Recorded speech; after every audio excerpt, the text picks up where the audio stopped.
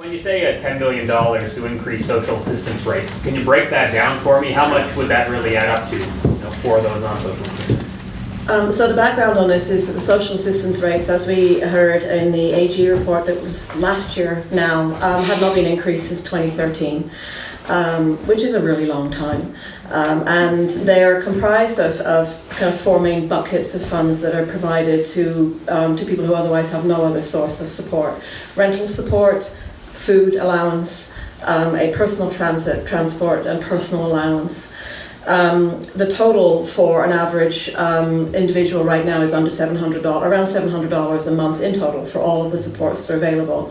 Now we know the current rental situation in PEI, for example, means that that won't actually cover your rent for most spaces, let alone allow you to eat. We also know that the food allowance has only been set at 70% of a standard measure called the market basket measure. So I'm not quite sure why 70% was thought to be adequate, but frankly it's not. So what we've done is said that for us to be able to immediately address the crisis of people having to choose between eating or having somewhere to live, that we need to level up those rates to a rate which will actually at least meet the current market demands. So the primary impact of that is in rentals, to bring up the rental allowances across the board. It's about $3.5 million up front. The next large bucket is to bring up the food allowances across the board to 100% of the current market basket measure, not 70%. So again, it's about $2.5 million across the board. We then have an increase in transport allowance. Right now the transport allowance is $25 a month. For any one individual, which doesn't buy you a bus pass. It covers maybe one taxi ride to the hospital. It's not enough. And then the other piece is basic allowance, the basic allowance, which is for things like cleaning supplies and shampoo, the basic things that we take for granted. And so that one also goes up.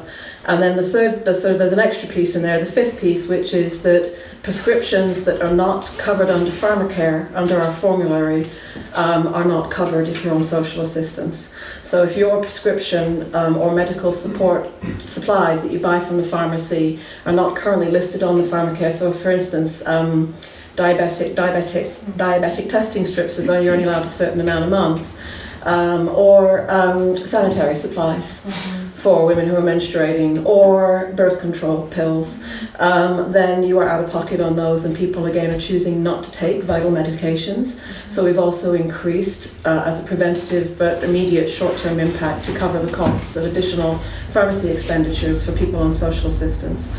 The final piece in there is that for those who are living with a disability, 65% of the people who are on social assistance are disabled and are not at this point able to re-enter the workforce. And so they face additional challenges on top of those basic needs of having somewhere to live and something to eat, but they also have the accessibility challenges that come with being disabled, whether it means modifications on their home or on their vehicle, needing respite care, any of those factors. So we will be providing additional funds for people who are living with a disability to recognise that their quality of life requires more assistance to do so. So $10 million support in the initial year to level up and provide people who are on social assistance with the capacity to live in dignity, to have enough to eat, to have a safe place to live, and to be a respected and recognised and valued member of society.